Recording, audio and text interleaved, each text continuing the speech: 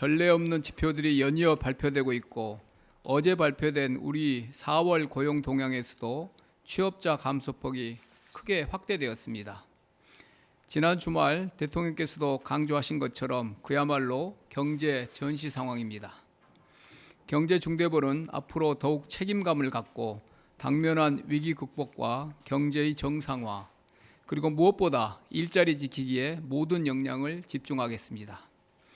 오늘 제3차 회의에서는 공공부문 중심 고용 충격 대응 방안, 감염병 대응 산업 육성 방안 2개 안건을 논의하고 확정하였습니다.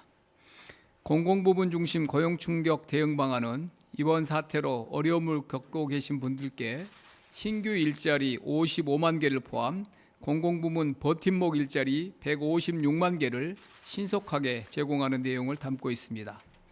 감염병 대응 산업 육성 방안은 이번 위기 극복 과정에서 검증된 우리 감염병 대응 역량을 포스트 코로나 시대 신산업으로 중점 육성하는 내용을 담았습니다.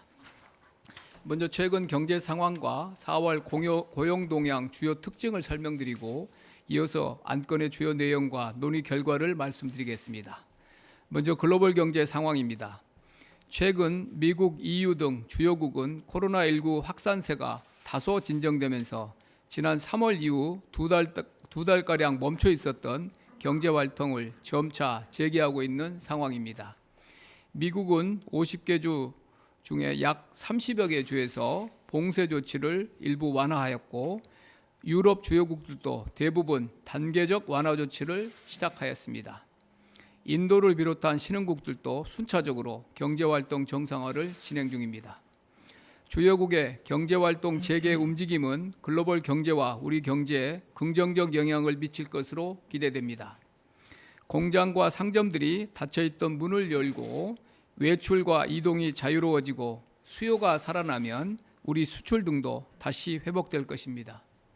하지만 상당수 국가들이 코로나19 확산이 여전히 진행 중인 상황에서 경제활동 정상화를 추진하면서 2차 확산에 대한 경고가 제기되고 있으며 경제 주체들의 심리 위축이 여전한 가운데 미중 갈등 등 새로운 위험 요인도 부각되고 있습니다. 예단할 수는 없겠지만 빠르게 위축되었던 경제 활동의 정상화는 더디게 진행될 가능성이 높습니다. 다양한 상황을 염두에 두면서 글로벌 경제 상황에 대한 모니터링을 강화해 나가도록 하겠습니다. 먼저 수출은 4월에 이어 큰 폭의 감소세를 이어가는 모습입니다. 5월 1일부터 10일까지 수출은 주요국 록다운의 본격적인 영향과 함께 조업 일수의 감소, 징검다리 연휴 등 일시적 요인도 겹치면서 감소폭이 마이너스 46.3% 수준까지 확대되었습니다. 최근의 국제 유가의 하락세, 주요국 록다운 영향의 시차 등을 고려할 때 당분간 수출 어려움이 지속될 가능성이 높습니다.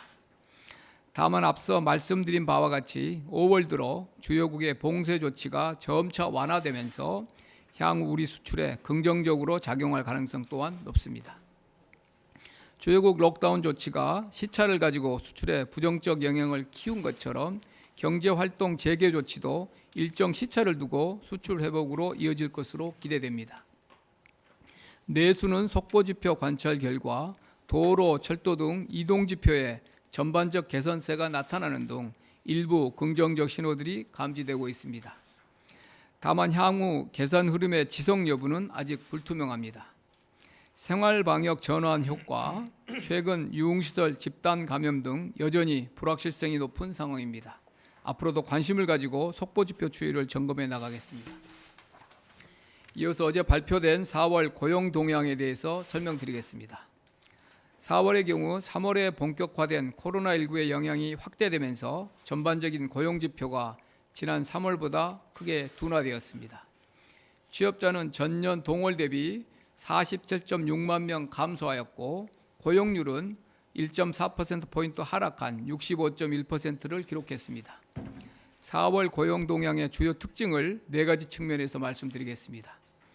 첫째, 취업자의 경우 3월에는 서비스업에 집중되었던 충격이 제조, 건설업에도 일부 나타나고 있습니다. 사회적 거리두기의 여파로 대면 서비스업 고용을 빠르게 둔화시킨 1차 충격에 이어 국내외 경기 둔화에 따른 2차 충격의 여파가 우리 고용시장